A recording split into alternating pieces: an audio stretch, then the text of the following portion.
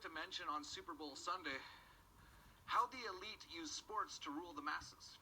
Sport has always been used to pump fabricated emotion into the slave class because the slaves themselves have no chance to experience victory or high emotions within their personal lives. Sport makes the slave mind believe they themselves are winning because the mind can't tell the difference between the emotion of an external winning excitation or one that is internal. So in the end, after each game, one group of slaves feels dejected and don't have the fake emotion of victory pumped through them.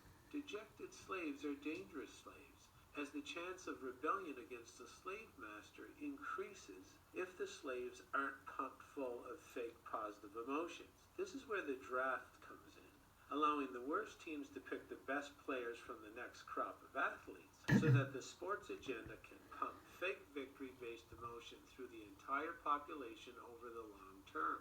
In order to sedate the slave class as a whole, each team must have its separate time on the podium, yet they can't monopolize the positive emotion to that one geographical area or fan subsection. This is why the entire sports system is set to rotate championships through the league.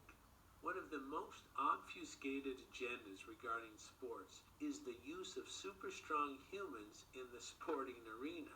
The elite know that large humans are perfect leaders, and that the largest and strongest humans pose the ultimate leadership threat if left inside the slave class.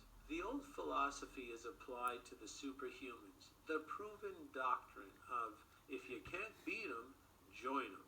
The elite use the lower sports hierarchies to comb through the population in order to sort out the strongest of the herd.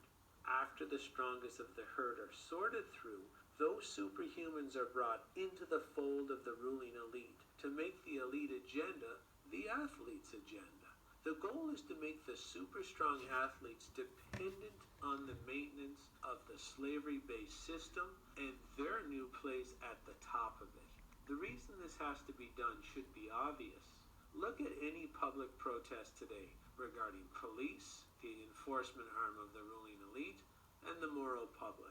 Go ahead, Google public protest and see how the police are physically stronger and larger than the average protester. The physical difference is the domination factor the elite need to maintain control via fear and trauma. Now imagine every NFL football player and NBA basketball player in the line of protesters. Imagine that right now in your mind's eye. How do the police look now?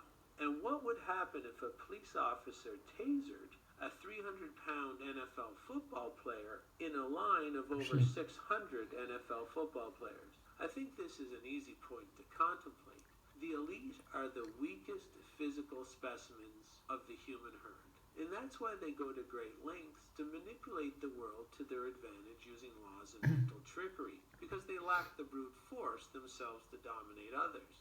The elite are weak and fear the strongest slave. So the slaves are sorted using the sports hierarchy, and they are promoted into elite positions into the sports pyramid so that the superhuman elite slave will fall into line with the elite's agenda. I have to say, I still watch hockey. I'm like 50